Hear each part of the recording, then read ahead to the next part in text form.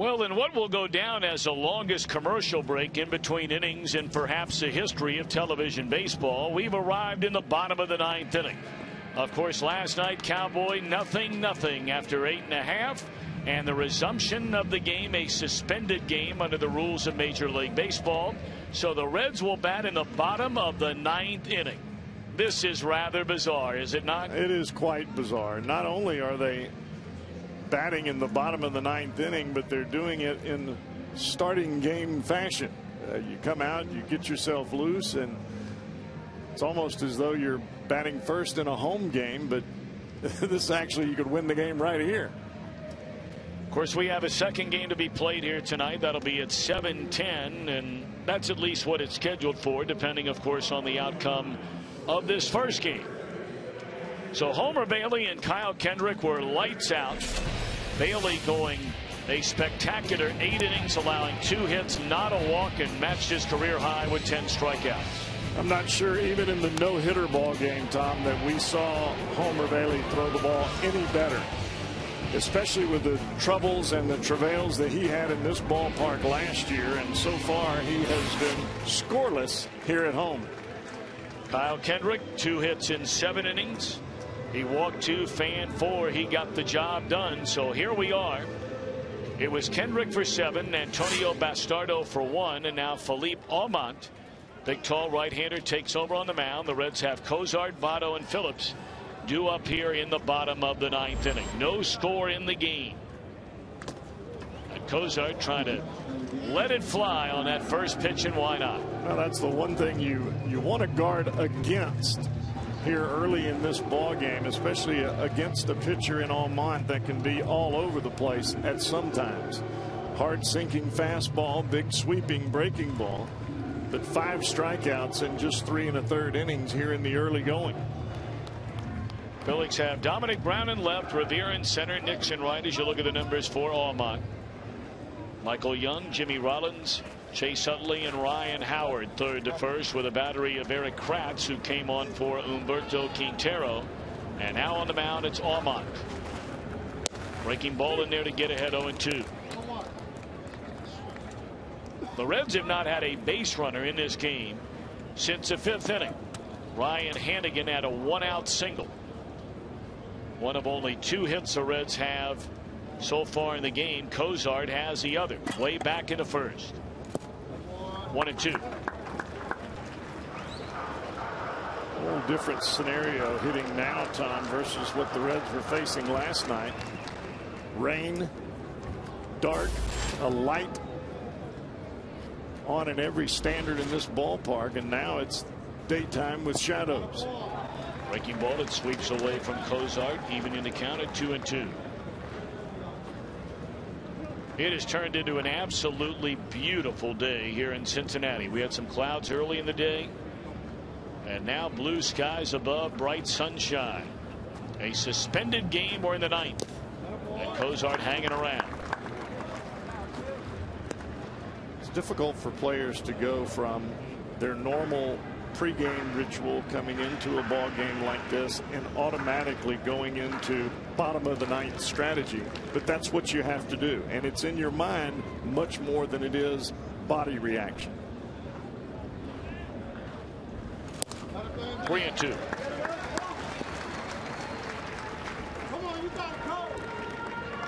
And you'll hear a lot of the sounds from inside the Reds dugout. Very, very small crowd on hand, expecting a much, much larger crowd for our regularly scheduled game at 7:10.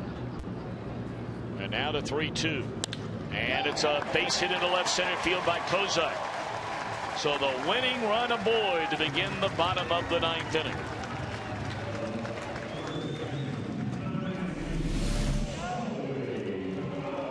Fastball down and away. Cozart, a good fastball hitter, but Philippe Aumont boxed himself into a corner by getting behind, not being able to locate the breaking ball or the fastball once he got 2 strikes on Cozart.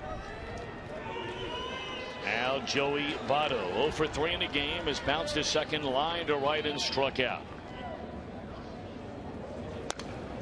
And Votto, like Cozart, trying to put this baby to bed right here and right now. And I would imagine for Philippe Almont, for the Phillies, this is a little bit different than normal circumstances for him. I mean, he's warming up as a starter in the bullpen and coming right out of the gate to pitch. Sam LeCure, by the way, getting loose in the Reds bullpen. Aroldis Chapman pitched in the top of the ninth. 1-1 to Joey Votto.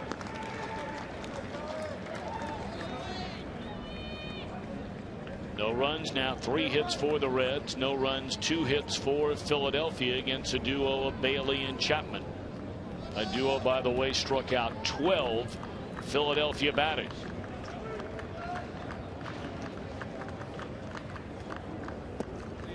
Breaking ball low.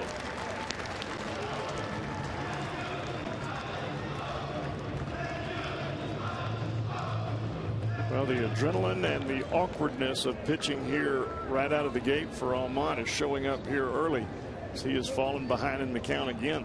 The Reds need to use this to their advantage right away. 3-1.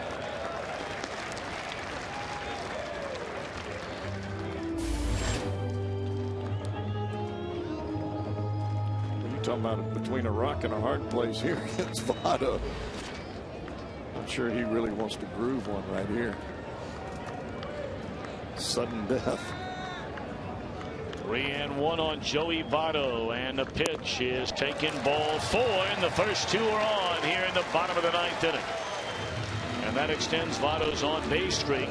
The same number he shares with Shin-Soo Choo. Both of them have reached base in every Reds game. Now you have your leading RBI man, who is batting cleanup because of the injury. You see 22 walks now for Votto. The question is, do you ask Phillips to now put down a bunt with first and second and nobody out? I don't think so, Tom. I think that Dusty is going to give Brandon an opportunity to drive in this winning run here right out of the gate. But Brandon's got to be patient. Almont is not thrown too many strikes here in the early going. Philadelphia outfield very shallow. Good breaking ball there. That's the best one he's thrown. You got to look at the outfielders. They know a base hit, anything that gets over the infield or through the infield, they've got to be shallow to try and cut down what would be the winning run in the bottom of the 9th inning.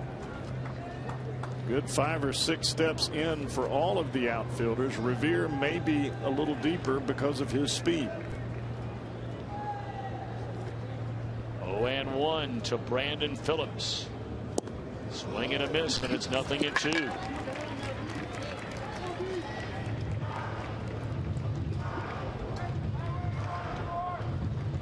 Couple of situations like this already this season. Dusty Baker did elect to bunt. It was with his number 2 hitter. The bunt was executed perfectly, and the team intentionally walked Joey Votto, but letting Brandon swing away with 2 on and nobody out. 1-2 to Phillips.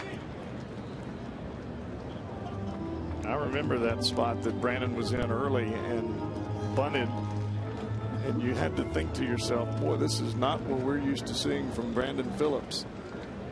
But back in the number 4 hole, he's cashed his chips in pretty regularly. Well, since going to the cleanup spot following Ryan Ludwig's opening day injury, Phillips has batted .375. He has 2 hits in each of the last 3 games, leads the team in multi-hit games, and the club leader in home runs and runs batted in. Winning run at second, nobody out. 1-2 pitch. And now 2 balls and 2 strikes. That's a nice job by Kratz keeping that ball in front of him. Cozart very aggressive with his secondary lead.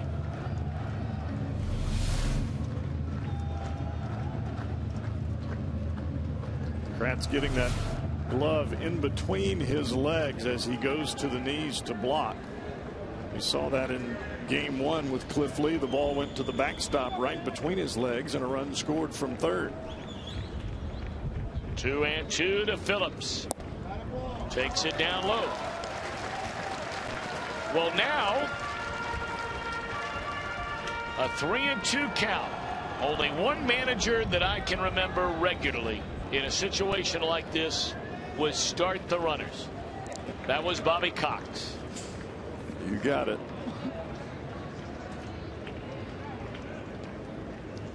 Three and two on Phillips, and Almont to the plate. And a little fly ball short left center field, and Revere can't handle it. Everybody will advance a base, and the Reds have them loaded here in the ninth inning.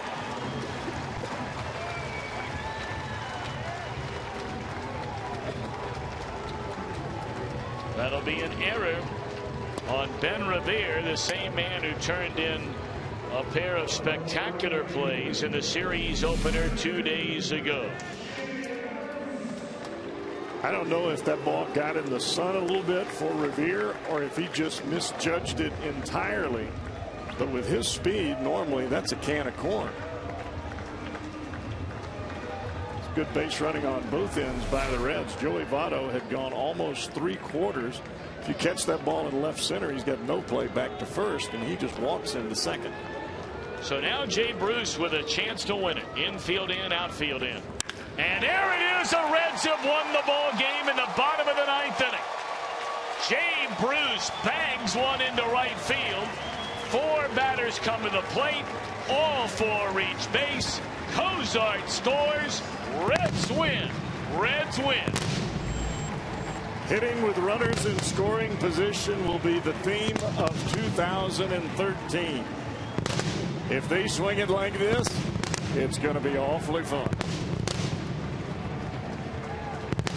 Cowboy, you've really earned your money in this one. I'll tell you that, big boy. Touche. So John Morrell, hot dog play of the game. What else? First pitch of the at bat to Bruce, fastball, and he hammers. No waiting around with the bases loaded. See ball, hit ball. Win game.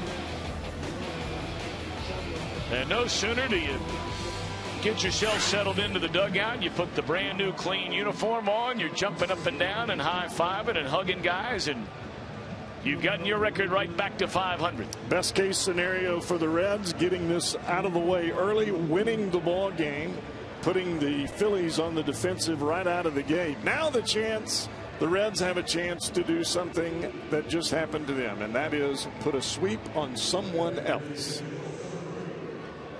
All right, it is time now. Standing by, patiently standing by, Jim Day, Jeff Pecoro. It's time for Reds Live. Reds win it 1-0.